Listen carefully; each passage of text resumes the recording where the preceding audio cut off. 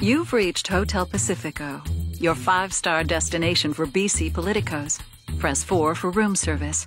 Press the star key for your hosts Mike McDonald and Kate Hammer. Welcome back, guests. Hello, Jeff and Mike. Happy New Year. Happy New Year. Can we still say Happy New Year? Yeah, Yes. well, you have to the first time you see somebody. That's my view. Yes, you do. Exactly. So if you don't What- see them until July, you're going to say Happy New Year in July? At that point, Dude, it's too the late, I think. 7th. Are you Okay, like the well, guy who takes down the Christmas tree on like the 26th? no, January 1st, though, hard stop. Yeah, I'm getting That's that it. vibe. Yeah, yeah, Box yeah. in the box, out the door, into storage. No, No, no no. remnants seen. I like to work the holiday vibes as long as I can. On that note, I just wanted to extend a special thanks to our holiday party guests this year, James Moore, Joy McPhail, and Richard Zussman, who joined us for our special holiday episode. That was wonderful. So shout out to them and thank you again A to little them. spicy at times, too. A little bit of spice and a little So punch there. that Joy's good for bringing a little bit of she brings the punches. And she delivered. It was good. James Moore needs to stick around longer at these parties. To fund his record. Shouldn't leave too early. Yeah. Anyways, it was all Anyway, good fun. finish off the year with a bang, and then we're entering 2025 with another fabulous guest. So on that note, I'll move to introduce him. Our guest today is Dr. Terry Lake, who served as a BC Liberal MLA. BC Liberal, that's a political vintage some of our listeners may remember. We may have to get an anthropologist on the show to explain the background of the BC Liberal species. Yes, yes. But he was the BC Liberal MLA for Kamloops North Thompson from 2009 to 2017.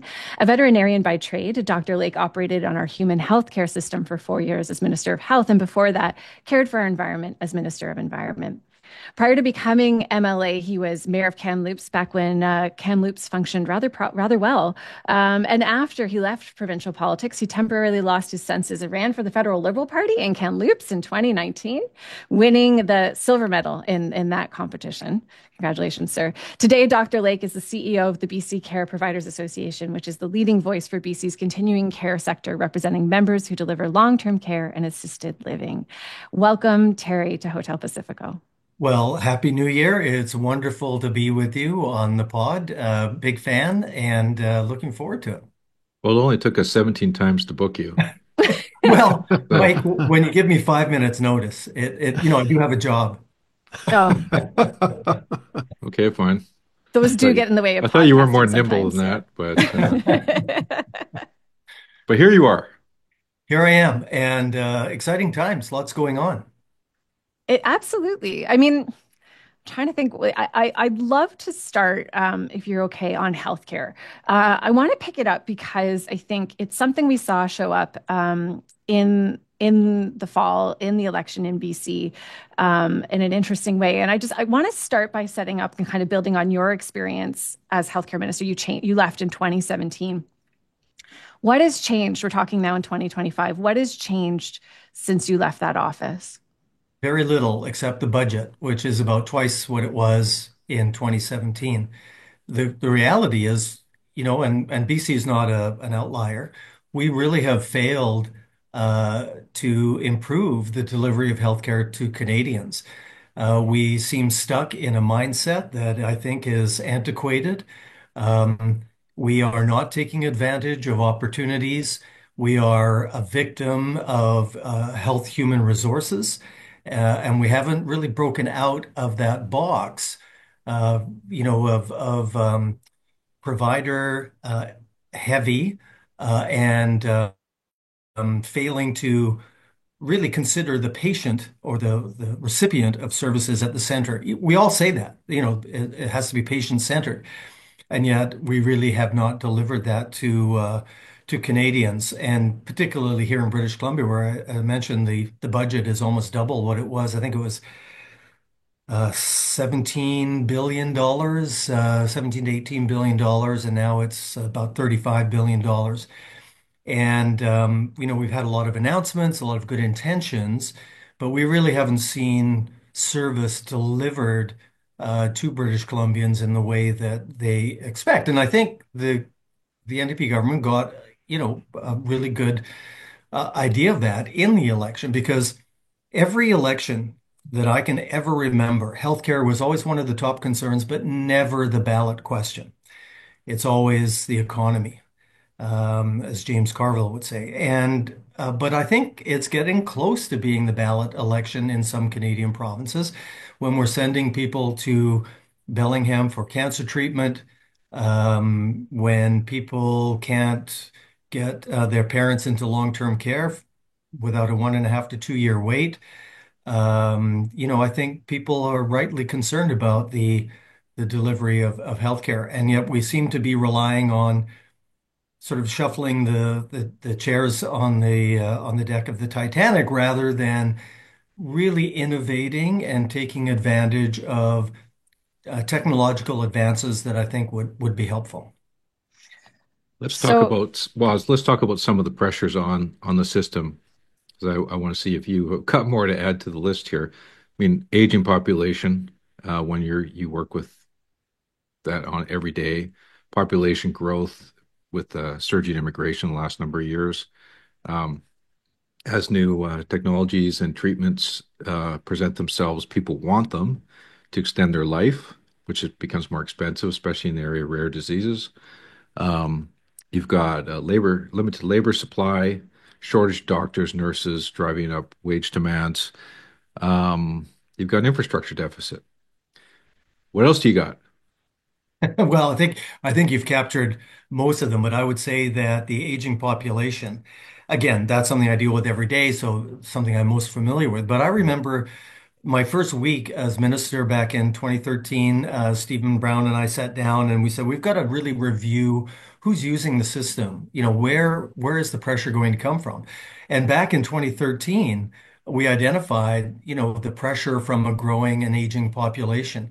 But really, in spite of some improvements we made, and we opened a lot of new care home spaces before my time, just before my time. So we actually had a pretty good situation when it came to wait times for long-term care.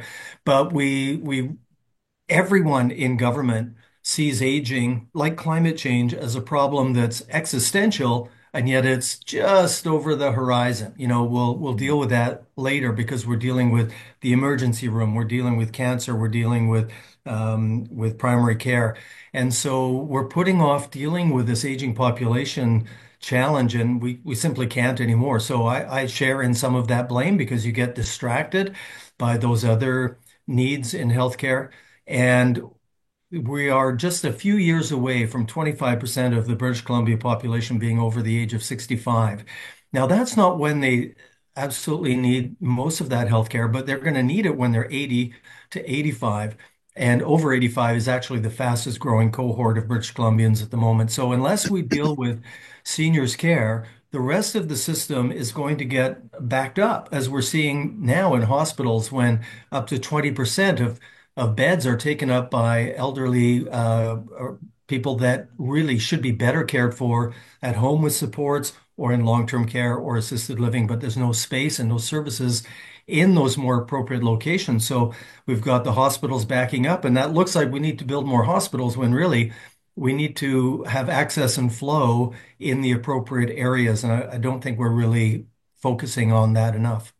Well, if I can jump in here, Terry, because I think you're right about whether or not it's a ballot question. But many would say that healthcare was the ballot question in Surrey, which was the crucial battleground in the last election, over the issue of whether or not the hospital should be there. And I think a new hospital should be there and it should already be there. Everybody agreed it should be there, but it wasn't there yet. So that was a big problem for the government. But it's hard for, I think, elected officials when the public defines the system in terms of bricks and mortar. You're proposing that we treat an existential crisis around seniors. I agree with you, as maybe I'm self-interested. I'm a bit senior myself.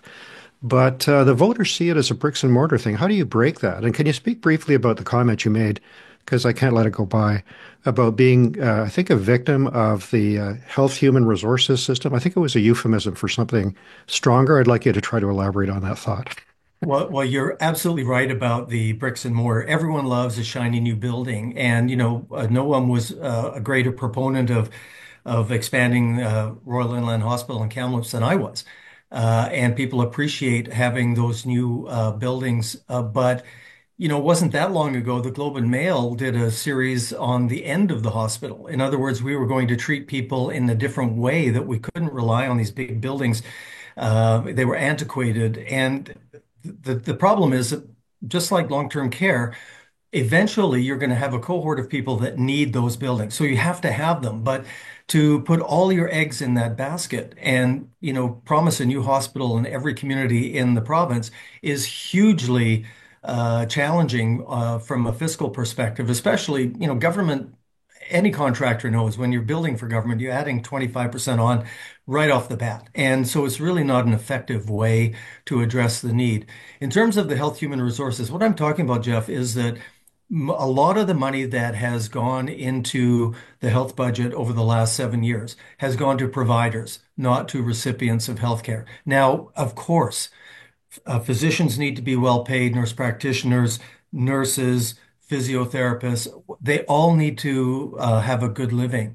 But we pay our physicians in Canada far more than they do in Europe, for instance, where there's not as many I'm shocked. I'm challenges. shocked. Can we just stop there? We pay them more than. Okay, carry We on. do, we do, and again, not to say that we shouldn't be paying doctors well, but we don't need doctors for everything. And we've got technology, particularly artificial intelligence, that in the Journal of the American Medical Association recently, it was demonstrated that on major sort of caseloads, that a chat GPT did a better job of diagnosing the problem than a doctor, and better than a doctor with chat GPT. We have radiologists still reading X-rays and MRIs and CT scans, when surely artificial intelligence can do that far better. Not to say you don't need radiologists involved, but you don't need as many as we have today.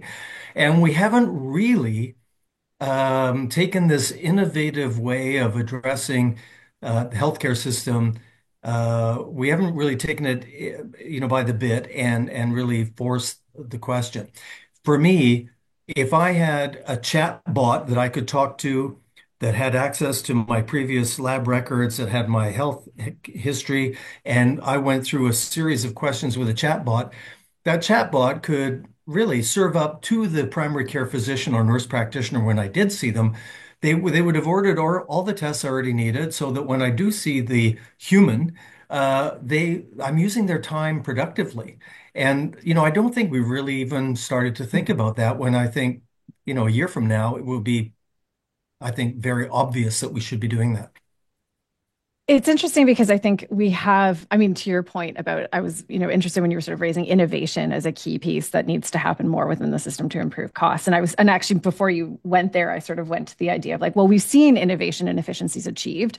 And what has happened is it's meant that certain types of specialists within the medical profession, radiologists, ophthalmologists are always the two examples, have actually just realized better profits. It hasn't created efficiencies for the costs we spend on the system, right? And I think there is innovation in the system, but we're not able to implement it in a way that actually has realized savings. And I'm going to say too, like that's consistent across provinces. Like effectively, we've got, right, governments of different stripes consistently with strong cabinet members as health ministers, right, looking at this and trying to, particularly, I want to speak to the question of innovation, trying to leverage innovation towards these means.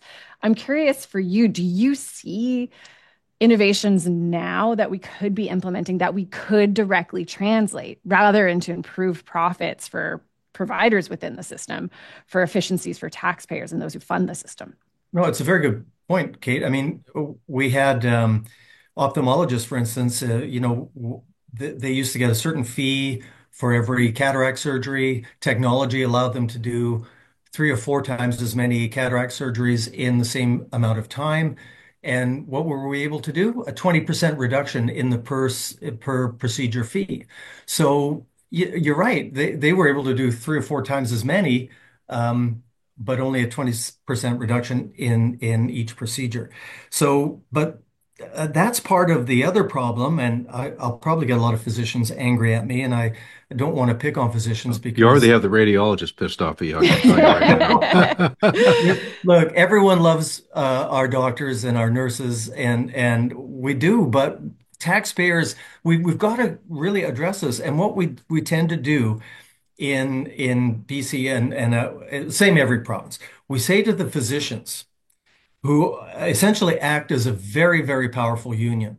Here's your $6 billion a year, and then we kind of let them determine who gets what in terms of the specialties and the family practitioners. And, we've abdicated a lot of our responsibility for taking control of the taxpayer dollars. Now, we should be co-managing with physicians because they understand how things work, but they are self-interested as well as any human organization is. And so we've at times given up control. And here's a good example. We needed to make sure there were more family doctors available. So we created this longitudinal family practice model of billing, which made a lot of sense. And the minister got to stand up and say, we have, X number more family doctors than we did before. It looked like a very successful result. But where did those family doctors come from? They came from other parts of the system, whether they were hospitalists or people working in long-term care that abandoned those environments to go back into their office so they could claim the codes and the increased return through the longitudinal family practice model. So these all have knock-on effects. And again, we're sort of, it's like a waterbed, you sit down here and it bounces up somewhere else. And we really haven't said, look, if we were designing the system from scratch, what would we actually do? And let's at least make some headway. There's a lot of resources, Jeff, that are sitting around not actually working. You look at the number of surgeons that can't get OR time, and they would happily work and do more surgeries if we allowed, like every other Western democracy, a private system that runs parallel that takes the pressure off the public system. I know people go, oh my God, that's how un-Canadian. Well, we've allowed this ideology about the Canadian system to hamper our ability to improve it because not even the NHS, which is the model of our system, works like that anymore. They have a private system that runs parallel, but they have safeguards in place so that the public system will always be there and that it's not just paying to get ahead of the line and cannibalizing the public system. There are ways and means of doing it. We're just afraid to go there because it's a political third rail. We have a private system though. We have a private system. It's called Bellingham. We've got a private system that's called Mexico. No, it's good. We've got Terry's organization too. But Terry, let's not do the ideological thing. I think we all agree there's both public and private there, but let's talk about the old folks. You're quite young. I'm a bit older, but this group is going to need care, and the number of people waiting for subsidized care, who I would submit are not necessarily the kind of folks that your team would like to or are able to do because you're in a profit-making, are growing. The number of people needing subsidized spots are growing. How do we do as you suggest? Start from the beginning, say to the public system, you're going to need to innovate, you're going to need to find capacity and maybe some money. But how do we do that? Because politically, and I'll just come back to that briefly, I think and I know that no government in its right mind would ever take on a healthcare strike voluntarily. They're just losers, whether it's doctors, nurses, or whoever. So how can we drive that innovation in the public sector, acknowledging that your group is going to be there providing some private support, lots of private care? How can we drive that innovation for people who are going to require the subsidy? Well, first of all, Jeff, I have to correct you in that 90% of the services provided by our members are publicly subsidized. We operate under contract with health authorities, and it's publicly funded as much as seniors care is, right? It's not the same. It's not in the Canada Health Act, so it is subsidized based on your income. 10% good beds correction. are private, and without those private beds, the system would be even in greater disarray. Now, getting back to your point here, how do we make this public system better? We've got to sit down with physicians, with nurses, and say, look, we're all in this together. Colin Hansen did the conversation on health, well, back in, Mike, what was that, 2004 or 5? Yeah. And continued on. It was for a few years, actually. Continued on to George Abbott, actually. Yeah, and so, there was an impetus there, but people get worn down by this the lack of agreement on how to move forward. But I think if you look at us, Jeff, and I don't know how old you are, but I'm in past my mid 60s. So 10 years, 12 years from now, I'm going to be the type of age cohort that needs that extra help.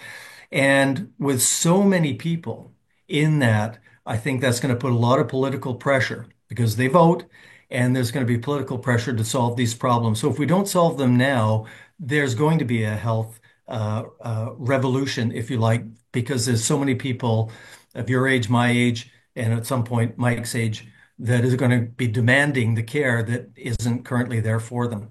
Now, Mhm. some of us, if we've done well, we'll be able to go elsewhere to get their health care, but no one wants that. We want to stay here. And so if it means keeping my money in British Columbia because I'm able to take pressure off the public system, I don't understand why that's a problem if we have mechanisms in place to preserve the public system that is available for everybody. I'm glad to pay double. Yes, I moved to BC 5 years ago from Ontario, and one of the things I've come to appreciate is all the small ways we do things differently here. The way us locals show that we're local, that we are of BC.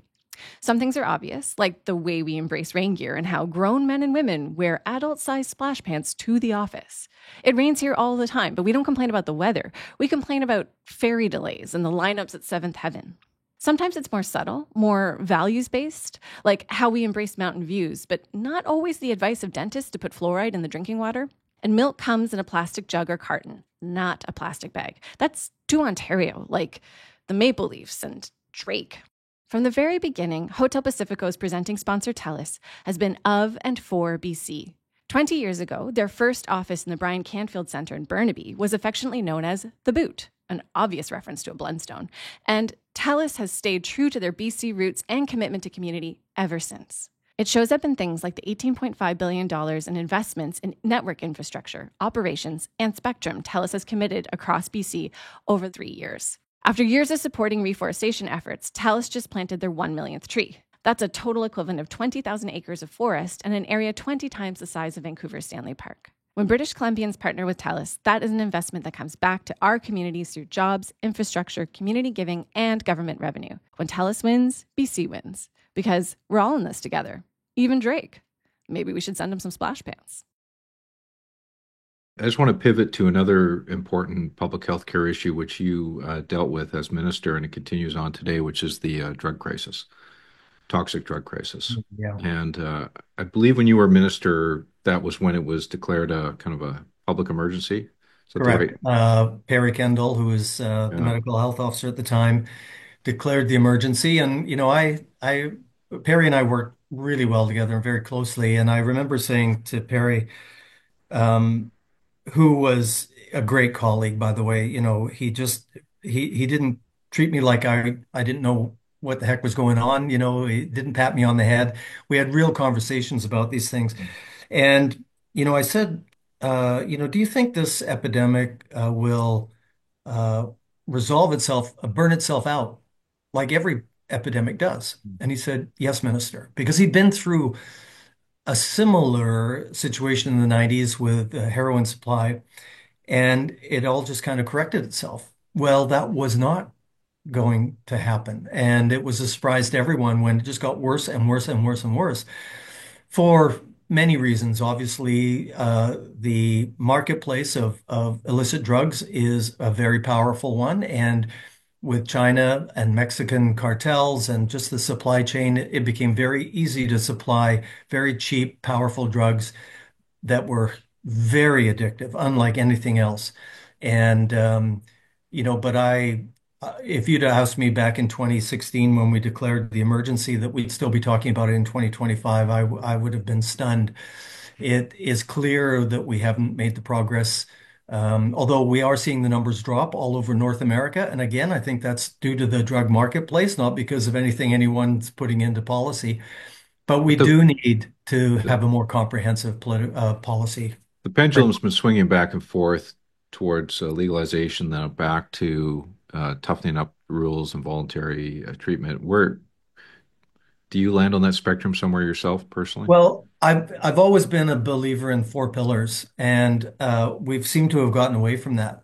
We amped up harm reduction in a big way, and I thought that was the right thing to do because we have to keep people alive before we offered treatment and other options. But we've taken that to be the only thing that we've put a lot of resources and effort into. When I was there, people said, "Oh, let's look at the Portugal model. That seems to be working." But the Portugal model actually has consequences. If you refuse treatment, there's consequences to that. Whereas we really haven't embraced the Portugal model. We want it, we said, all the activists wanted it, but now, no, we don't want it because now you're judging people and having consequences if they don't take treatment that's available to them. So we have to obviously have the harm reduction facilities available, and we've got to do as much education as possible. But we also need to have consequences for people because the consequences to society are huge. And when the general public has lost their empathy, which is happening now, you've lost the ability to really keep them on your side. And I think a big part of why the NDP suffered reduction in support in the campaign was due to public safety and around drug use. Can you just a follow up, just sorry, Kate, just Yeah. as a follow up about Kamloops, because I know that Kamloops has these issues profoundly, just like many other communities do. And can you just put a little bit of color on what you're seeing in Kamloops and how the Yeah. drug crisis has affected the city? Absolutely. I live close to downtown. I walk downtown or run downtown every day. And over the last little bit, it seems to be a little bit better. But I mean, there's basically you felt uncomfortable. Uncomfortable because you saw people in horrible situations, people bent over, passed out on the street, urinating and defecating on the street. You saw your parks being taken over, your city hall, green space being taken over. People stopped going downtown. Businesses suffered.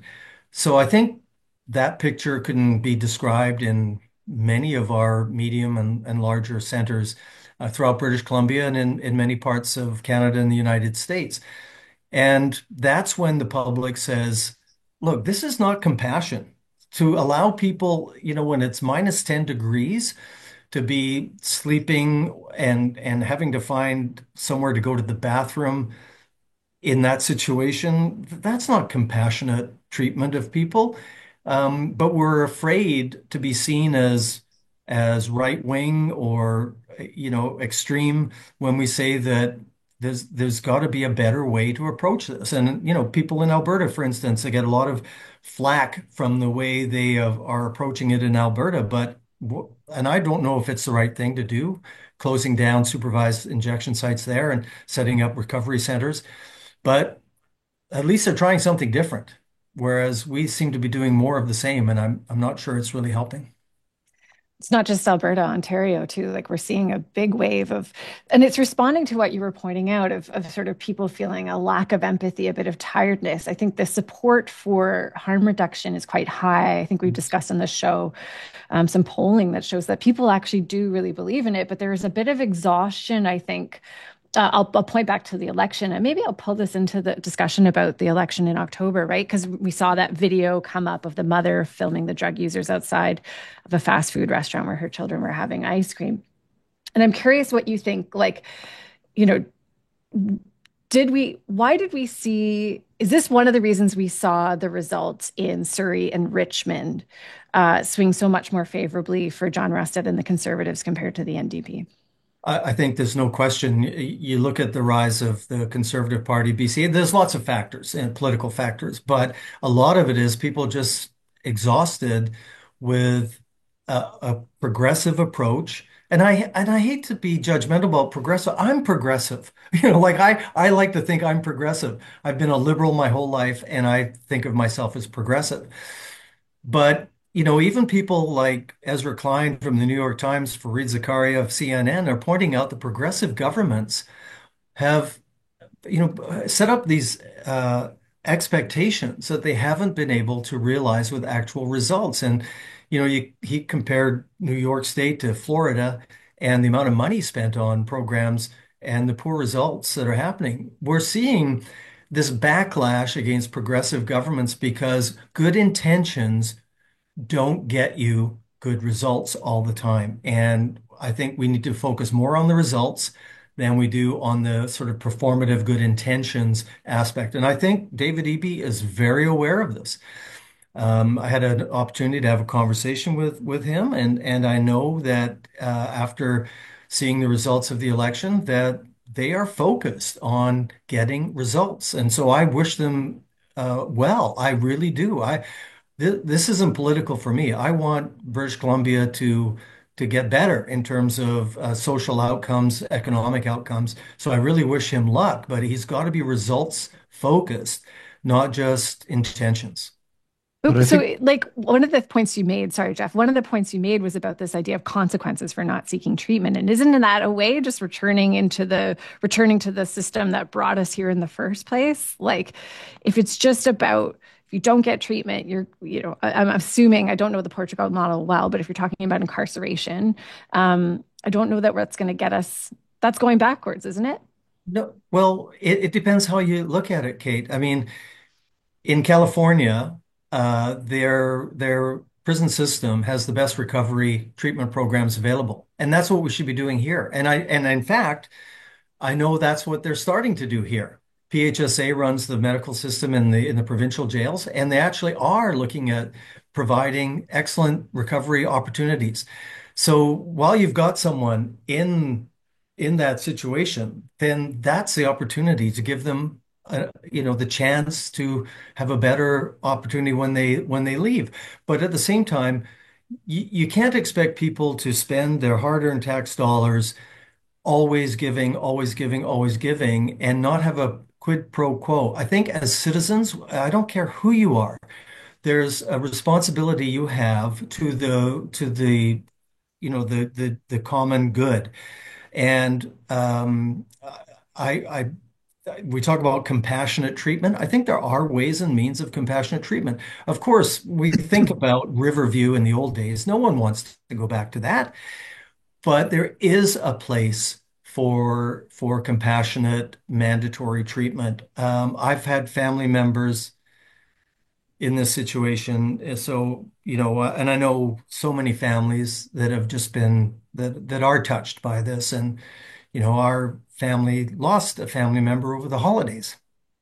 So there's got to be a better way. There just has to be. Gas or electric? How about all of the above? Lately, I've been talking about how much we rely upon our province's gas and electric systems working together. We need both systems working together to safely, reliably, and affordably meet the needs of British Columbians. And if you're a FortisBC customer that qualifies, you can have all of the above, gas and electric. FortisBC has introduced a new rebate of $10,000 or more for eligible customers who replace their home's older gas heating systems with an electric heat pump and high-efficiency furnace. Speaking for myself, I like myself a good heat pump, especially when paired with a high-efficiency furnace. How's it work? A dual fuel system provides whole home heating and cooling and is a good option for homeowners who are replacing an aging gas furnace and want to upgrade to a reliable and efficient system, keeping their home comfortable year-round. It includes an electric heat pump for cooling during warm weather and space heating during milder conditions, and a high-efficiency gas furnace for heating in colder weather. So just like our provincial energy systems, you get the advantages of both gas and electric at the household level to ensure your home energy remains affordable, efficient, and reliable. Kind of like a hybrid car, gas and electric. Sidebar, my first car was a 72 Volkswagen Bug that ran on leaded gas. That sucker was no hybrid. Anyways, the new rebate is part of FortisBC's commitment to offer the next generation of rebates for high-efficiency technologies and systems to help achieve provincial climate action goals by harnessing the strengths of both energy systems. Find a full list of rebates and energy efficiency information at fortisbc.com/rebates. FortisBC, energy for a better BC and a better podcast. Terry, you mentioned the four-pillar strategy, and I think I certainly agree with your take on that. But it talks about prevention and starts from the idea that there are people who are going to have substance use disorders. And to me, that's where the big disconnect occurs because as health minister, you'll be aware of the enormous cost we pay as a society for smoking disorders and for drinking disorders that trigger lifetime health consequences. But we've provided safe supply for those. Clearly, that's not the same category as fentanyl. But don't you think it's overdue for a discussion about substance use disorders and how some, now currently apparently about 250,000 British Columbians have a substance use disorder, half diagnosed and half not even diagnosed. They're using alone. Yeah, there's no question, Jeff, and I totally support measures to reduce smoking, to reduce drinking, and we've done that. You know how we did it? We attached stigma to it. We said that smoking was stigmatized. You can't smoke in a park, you can't smoke Mhm. around fields, you can't smoke indoors. And, Yeah, good and point. same with drinking and driving, we stigmatized it. Well, heaven forbid that we Haven't stigmatize stigmatized other drinking very much. substances. Well, but we seem to Is there feel something different there, though? Sorry, and I'm just thinking out loud here, but I think some of the problem with drinking and driving is it wasn't stigmatized. It was very accepted. Some of the problem was smoking, similarly, like, right, they were all socially cool. There was a different at one point, reprogramming. Yeah, at one at one point, point, right? Kate, but Yeah, then and they we changed became it. But very that, stigmatized. but like heroin and fentanyl never had a like weren't happening in boardrooms or weren't, like there's a different.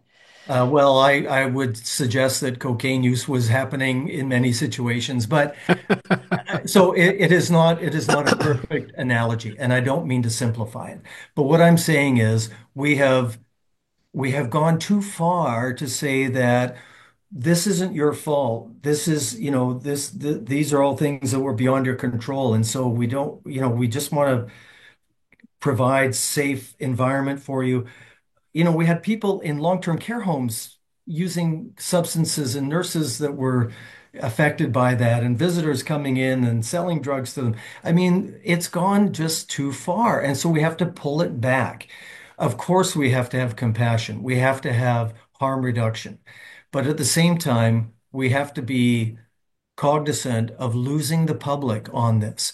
And I've talked about this before, and a lot of people, you see their heads nodding because they feel fatigue because we're not getting to where we need to be with the approach we have at the moment. And I would hate anyone to think that I'm cold-hearted. I'm not. I've lost family members to this, so I know. But at the same time, we've got to get to a better place, and so that means we've got to do things a little bit differently. And if it means that we have to provide compassionate, mandatory care, I think we should consider that. And I know the premier's talked about this, so I think they're thinking about it. Terry, with the time we have left, I want to talk to you about what happened to your old political party, the BC Liberal Party. For those listeners who may not be aware, there was a political party called the BC Liberal Party that existed from 1903 to 2023 or thereabouts. Um, so you were always seen in the 2009 to 2017 era as kind of a liberal voice within a center right cabinet and caucus. And you were often my observation, you were often the pointy end of the spear for that perspective and had to gone a lot of policy skirmishes with some of your colleagues. So how have you reconciled or have you reconciled what's happened in the last year with BC United disappearing from the landscape in the election and the conservative rise? Yeah, it's a good question, Mike. I remember many times in our caucus that tension between the conservative portion, which was probably 60 to 65% of our caucus, to be honest, and Yeah. 35% were liberal. As environment minister, for instance, I would get up and do a presentation at caucus and get roasted because of the carbon tax. And I said, are you kidding? I wasn't in cabinet when the carbon tax were passed, but you were, and now you're giving me a hard time about it. So those tensions existed, but we found a way. And on the harm reduction, when I opened up all those overdose prevention sites around the province, we had people like Laurie Thrones, who that was just antithetical to everything he stood for. But because he was part of the caucus, he gave us space to have that discussion and that action. Now, of course, things have changed because I think we've got a general move to the right across Western democracies, whether it's Europe or whether it's the United States or whether it's Canada. This pendulum does tend to swing. And now we've got the Conservative Party of British Columbia that has surged because of the surge federally, I think, and the lack of, the name change certainly did not help. People at least knew what the BC Liberal Party stood for. It was always brand confusion, but it wasn't big enough really to prevent us from winning, what, 4 elections? 4 elections in a row. Yeah. The name change was definitely, I voted against it. I thought it was a bad move. So essentially now we've got Sorry, 5 elections in a row. Yeah. That's right. The last Mike's one, favorite to 2017 mention. actually was a win. Yeah. But now we've got the BC Conservatives, whereas we had the BC Liberals. So in BC, you either get the NDP or you get something else that's not the NDP. So if you continue to split that vote, we will likely have the NDP for some time to come, which again, if they're successful, I'm all for it. They just got to show the results. But that means that if you want a party other than the NDP, you're going to have to combine forces. And it was under the BC Liberal banner for a long time. Now it's going to be the BC Conservative banner. But the problem is, unless they moderate, come to the middle, they'll never have supporters in like me because they're too extreme. And I just couldn't bring myself to support that party as a whole, given the extreme nature of some of its members. But will that ameliorate over time? John Rustad is not, he's not stupid. I know John well. He's playing the politics that he has to play at the moment, but I hope, and I said to my good friend Peter Millibar, who is, ran and won for them, that they need to pull that party into the middle to win back people that feel it is too extreme at the moment. So just to like that was actually where I was going to go next with my question, because I was wondering for those folks who are hoping in 2028 there'll be an option that's, those people who don't want to vote NDP but maybe aren't comfortable with the more right, the more centrist voters who are hoping they'll have an option in 2028. Do you think the most likely path towards that being an option in 2028 is that the Conservatives will drift more towards the center, or that's not going to be possible for them, and that it's a reemergence of the BC Liberal brand in some form or some other brand? Yeah, I think it's likely to be the BC Conservative Party coming to the middle, unless, Kate, we have an implosion of this party in the first year, right? If that happens, if it just all goes, wacky, Yeah. which it could, Yeah. then I was going to there's say the grounds. odds aren't that on that if we were taking bets are not. No, but There's 13 if that were to MLAs who've happen. drawn a line in the sand Yeah. already. Yeah, like it's Right. rocky Yeah. start. Terry, Rocky as an start. informed observer, what would you look for 12 months from now to say, okay, I saw them do this, I saw them do that, therefore I'm feeling better? Are there a couple of things that you look for that would signify that to you? Well, obviously, things around, SOGI, Mike Bernier as education minister worked hard and, that's been politicized beyond belief.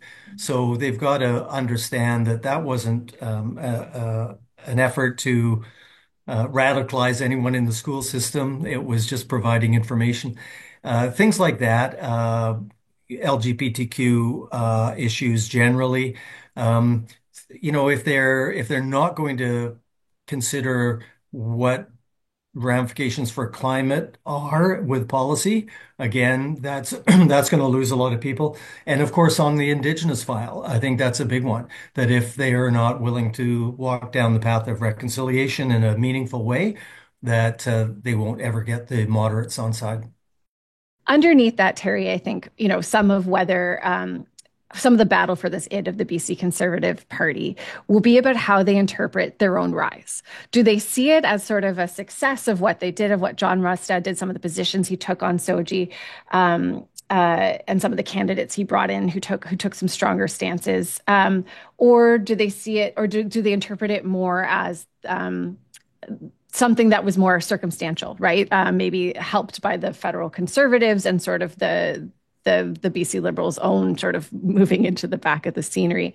So, and I think if they think it's the former, they're not going to change. And if they see it as the later, they will. So I think there's some I know there's some who listen to this podcast. If you wanted to have their ear right now and make the case, what would you say to them about what they should understand about their own rise? Well, I think anyone that's in politics for any length of time knows that governments get voted out, they don't get voted in. And so this was a case of the NDP almost getting voted out as much as it was about the rise of the Conservative.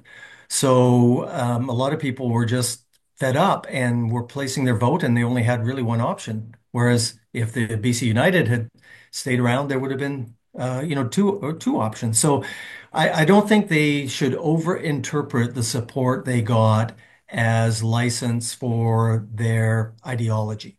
I think they have to realize that a big part of that was dissatisfaction with the current government, and if they want to solidify their support and have a good opportunity to have a good effort next time, they're going to have to come to the middle because David Eby is a very smart man. He is going to make sure this government over the next 3 years demonstrates real results. And if people see that, then why would they vote for an extreme, conservative government? There's got to be a good choice. And if the NDP proves to be able to deliver, that makes it a lot harder to be anything but moderate and provide people that choice. Terry, you were a federal Liberal candidate in 2019. I don't know if you heard, but apparently the Prime Minister is resigning as leader. Any thoughts on potential leaders for the Liberal Party of Yeah. Canada? Well, there's a few that are mentioned. I see the New York Times mentioned four, Globe and Mail mentioned six, I think, one of whom is our former Premier, Christy Clark. And, with lots of rumors about Christy taking French lessons, having interesting meetings when she was in Ottawa. And, anyone that knows Christy knows that she's a fighter. She loves the cut and thrust of politics. She could have a good chance. I mean, it would be, I have three daughters. It'd be great to have a female prime minister. I think it's about time. It would be nice to have someone from Western Canada, but those two things are awfully difficult. We know that. The center of the universe is where it is, and the Laurentian side of the Liberal Party is very strong. So it'll be an uphill battle for Christie if she decides to take that on. But I'd love to see her in there. She's a fighter. But there's obviously Mark Carney is already interested, Anita Anand and others that have been mentioned. So it'll be interesting. And it's unfortunate that the Prime Minister left it so late, of kind of a Joe Biden effect, because it's going to be a rush to get someone there. But I think ultimately it was a decision that if we're going to lose the House, let's not lose the furniture as well. So I think it was the right decision to step down. So you're not running. No, no, Okay. no. And my French is dismal. Yeah, after getting a drubbing in Kamloops in 2019, I'm not quite sure I'm ready to run for leadership. I don't know. There's great French programs on Duolingo. Hit us up if you want some tips. But Yeah, no, tried that. When I worked in the cannabis industry in a bilingual company, I really put a great effort in, but it is not easy when you're this age. yeah. All the verbs are, all the nouns are feminine and masculine. It's like all these funny different rules. All right. Terry Lake, thank you so much for joining us today. It was a great discussion. It's a pleasure to have you at Hotel Pacifico. Well, thank you, and good luck to all of you, and thanks to all the listeners out there. Stay engaged in politics. We need people to be involved. Otherwise, we don't get to make the choices. Hello. You've reached the Hotel Pacifico Strategy Suite. All right, gentlemen, just the three of us back in the strategy suite, first strategy suite Just of like the old new year. times. Just like old times. Well, this year though, I think I feel like we all got through the BC election a bit exhausted, and it seems like we're gearing up for another one. Mike, I'm keen to hang around you as we figure out who the new leader of the BC the new leader of the federal Liberals will be. You got any insights? Anybody No, I don't know? know. No? Okay, fine. Well, of note for British Columbia is obviously whether Christy Clark decides to run or not. And um, full disclosure, listeners, I signed a lifetime contract with Christy Clark in the SFU pub in 1986. So I've not been far from her or far from each other over the years, and obviously served her as premier. So naturally, I'm supportive of her. But I think it's what's historically significant. Let me just put it that way, is that British Columbia has largely been non-existent in leadership races for the contending Yeah. parties, conservative and liberal. I believe the NDP is a separate issue. But for the conservatives and liberals, very rarely does a significant British Columbian put their hand up to seek the leadership. Kim Campbell's the obvious example. She was the only one who's ever succeeded. And she didn't serve for very long, unfortunately for her.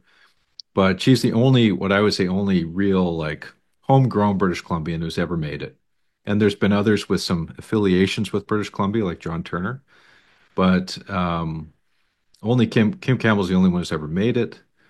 If you go back in the time capsule, you can look at politicians like E. Davy Fulton, who was a major contender for the Conservatives a couple times in the 50s and 60s, and he was bilingual, named like Terry Lake, he's from Kamloops. But we've punched way below our weight in national politics. And so I think anytime a significant British Columbian puts their hand up and says, I'm willing to take a look at this, I think that's noteworthy. As a female who's one of the few females in Canadian history to win a provincial mandate, that's significant. And I also think that I perceive that she would try to help drag the Liberals back to the middle of the spectrum. And I think that from a positioning perspective and where that puts her relative to some of the other contenders in the race is significant too. So I think there's a lot of reasons why she should run. Whether she does run is I'm not sure, but there's if she did run, she'd be just being in the race would making history to some extent.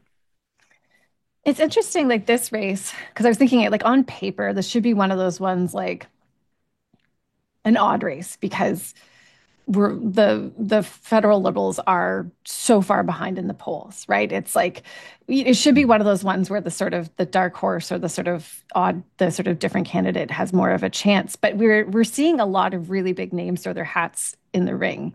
So Mm-hmm. Mark Carney being the obvious Mm-hmm. example, Chrystia Freeland. Like I was trying to think through whether I felt like it was the conditions for a sort of BC candidate woman, sort of someone's a bit different to show up, or if it's not, and if it's not, why? Like, why does this feel like people are running to be premier as opposed to potential political annihilation if you look at the polls right Well, now? I mean, I think part of it depends what the rules are going to be for the leadership race and whether how much growth how much time there's for growth in the party, and whether this is going to be selected by a, um, a shrinking base of members or whether there's some new life to bring into it.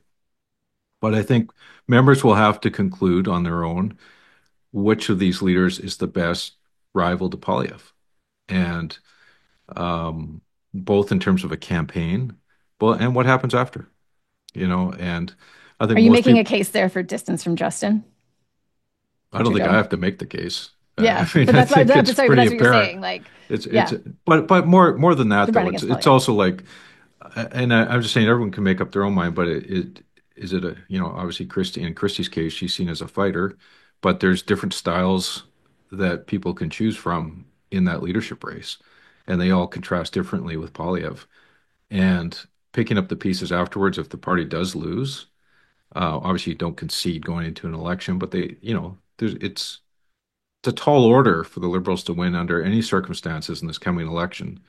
But as Terry Lake said, saving the furniture would be one objective, but maybe more than that, right? So, what gives them the best chance to succeed, and what gives them the best chance to pick up the pieces afterwards and continue on? Because I mean, the mortal threat to the Liberals is that they finished behind the NDP in a federal election.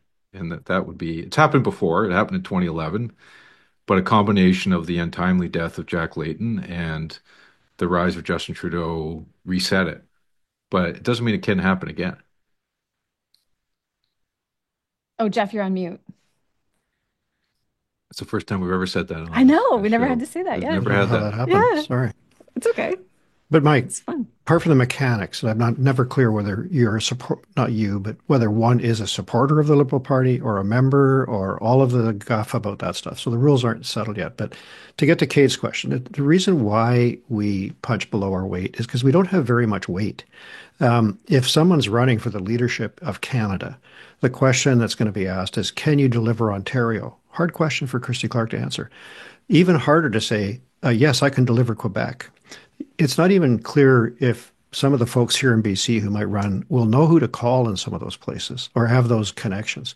Whereas someone like Justin Trudeau or Pierre Poilievre, and to some degree even Jagmeet Singh, have had years and years and years that federal arena, have been touring and touring and touring, talking and talking and talking to people. And that is going to be a critical question in the next little period. But we don't have as much economy in the entire province as they have in southwestern Ontario. And that's the heavy blow that we have to face up to. We're a way bigger deal here than we are there, and for good reason. Yeah, but I would say Albertans get elected as leaders of their party. Saskatchewaners get elected as leaders of their party. Yeah, but we're talking about prime minister. You get to be leader of the Well, party and prime minister, yeah, and and then you get to be fired out of a gun. Yeah, and Albertans get elected as leader of the Conservatives. It's a different no, but electoral still, map it's you're still the aiming same for. thing about Quebec's winning. not as critical. Still have to win the country. So, Mm-hmm. I mean, Yeah, but I'm not denying that it's a massive lift for a British Columbian to lead a party. It's a huge lift, and Yeah. but does that mean? I just question, like, why have so few even bothered trying in the past? Like 157 years of Confederation, and we've had a prime minister for like 90 days. We have never even had a finance minister from British Columbia, for Pete's sakes. So as a, BCer, I'm like, let's. And I've written about this on my blog, folks. You can always check out my history of Well, BC's my other lamentable role in federal politics. But it's, from that perspective, I think it's important. But there's more important things at play than my sense of BC pride, and that are important success factors to consider. I worry that the being a woman thing is more a liability than being from BC. And I say that because I feel like a lot of the postmortem of the US election is this sort of like, particularly a racialized woman, but that just like the world is not ready, or sorry, that we're not ready. It's too easy to do. And I just want to say, like, that's another thing I'm hearing a lot of people repeat. And it's sort of this like PTSD from watching the US election, unfortunately. I like to think a lot of people I don't don't think I actually. agree with you on that one, though, but because I mean, there's lots of examples right in front of us, whether it's Daniel Smith or Lots, Susan Holt, who just got lots. elected. Daniel Smith just got elected. I'm not I mean, endorsing the view. I'm not no, endorsing but the I'm just view. saying, Yeah, yeah, I mean, I've heard it. I'm I've not heard going to it. deny that it's harder, Mhm. but I also think, I wouldn't, I know. every experience is a little different. Kamala Harris, frankly, just that campaign didn't do a good job. I think that Yeah, was really yeah, part of it. So, anyways, yeah. Okay. on to provincial politics. Onto provincial politics because we're getting into the season. Things are heating up. I think like let's take a minute because I'm trying to remember. Did we get to talk about the fiscal update in December? The fact that the deficit is up. I think your recollection, Mike, is that we mentioned we predicted it, I think and it now we came get to out just confirm we were after we right. recorded Okay. the holiday. We were all a little tipsy from the holiday episode. Okay. So confirming that was accurate, not super surprised. I don't think that is like passing anybody's eyeballs or in anybody's awareness right now.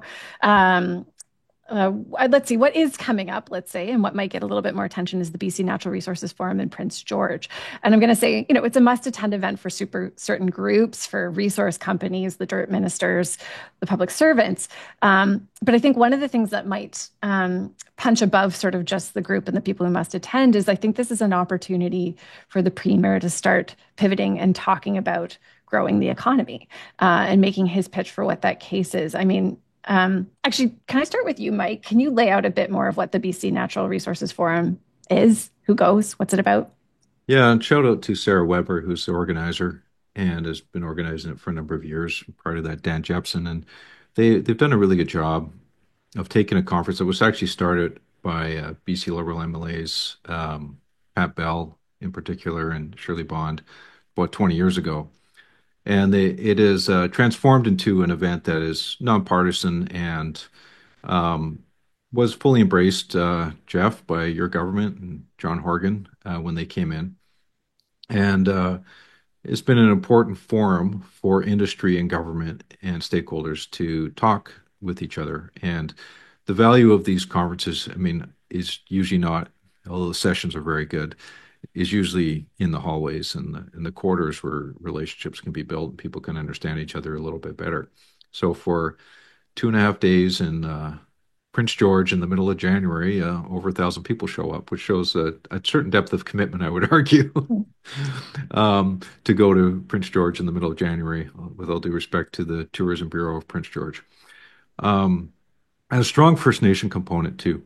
There have been some really quite outstanding keynotes in the past from people like Ellis Ross and Crystal Smith and other First Nation leaders who've laid out their hopes and aspirations as well. So that's the nature of it. It's a plugged in crowd and a lot of energy, forestry, mining, clean energy people will be there. And Premier Eby, to his credit, has shown up, and this will be his third year that he's there. So Jeff, what's Premier Eby going to be looking to do? Well, I think he does want to talk about the economy, and he wants to be respectful and supportive of the resource sector, although the NDP lost a lot of seats in that area. I mean, we've seen Ravi Parmar, the new forest minister, relentlessly on the road, at least according to his Instagram feed.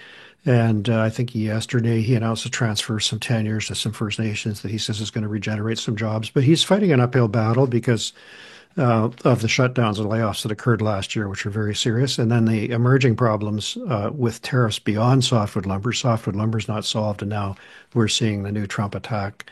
The forest sector is a troubled spot, but I think Ravi Parmar's been energetic. Also, Adrian Dix's announcement of, was it 7 wind farms without an EA process? 9, yeah. 9, yeah. It's a very big deal, and helpful in terms of providing supply, showing First Nations in particular that there is room for them at the table in terms of equity agreements with those people. So the 3 points are the renewables, the work on the forest sector, the reduction in permitting. There's still going to be a question mark about where are we going with natural gas. LNG Canada has a second phase that it's got all the permits to do, and it would be a matter of pumping additional gas through the existing pipeline, making some changes to the compressors and so on. But it would be, if memory serves me, about a $16 billion capital investment, a massive injection, which would be a very nice follow-on to the first phase. It's not going to fit within the climate plan. And even more so, the Sila Sims line, which is an additional pipeline, an additional terminal, won't fit. So I think the Premier is going to be facing some juggling or some explanations necessary there to say to people, here's what I think is going to happen on the LNG front. And what's enjoyed in Prince George may not sell well in Point Grey, and that's the line that the Premier has to walk. But will it sell in Surrey? And will it sell in yeah, I think it does sell in the Surrey. suburban Richmond battleground, right? People like jobs. Montefooka. Yeah. But People like Jeff, jobs. were you surprised though, about the exemption of these projects, the wind projects from the EA process? Yeah, I was, and it cut 2 or 3 years out of the approval. I think it's going to raise questions among some resource sector people about why not them. If you're building a renewable energy, say, hydro project, or for example, critical mineral mine, are you going to be exempt because you've got a very good argument to make that you're helping reduce emissions as well? The government obviously can't do that for some of those projects, in my view, but maybe they have a different take Well, on if it. you want to avoid your own process, it's not a good I know. advertisement for the And the process. rationale they applied too, that it was like, well, Yeah. we need to avoid this process because they clearly wouldn't, run any flags in that process. It's like, well, then how come the process isn't stood up in a way that these things would sail through it? Why is it? Yeah. And the Premier was making this very clear at the BC Chamber of Commerce in December about permitting being a priority. He's been talking about it for a couple of years, frankly. So maybe he's got something to say next week in Prince George about it and what what it's going to mean for the resource sector, we shall see. But this is related to, I think we had Maren Smith on the podcast. She's now on the board of BC Hydro. And she was very, very strong about crushing the permitting process and said so in big letters on our pod. And I think that the process she really needs crushed to be it improved. for clean energy. Yeah, exactly. Yeah, exactly. Well, speaking of Maren, speaking of alum, speaking of former guests, go ahead, Mike. Yeah. Well, I was just going to say 2 Hotel Pacifico guests were appointed to the BC Hydro Board. They're appointed on merit, not because they're on the podcast. Oh, no, I think it's because of the podcast. I think we're launching pad, yeah. Okay. I think like Terry Lake, keep your phone on. Exactly. You might be next. Glenn Clark is a chair of BC Hydro, which is I find fascinating. I think it's great personally. I like it when there is alignment between minister and the board.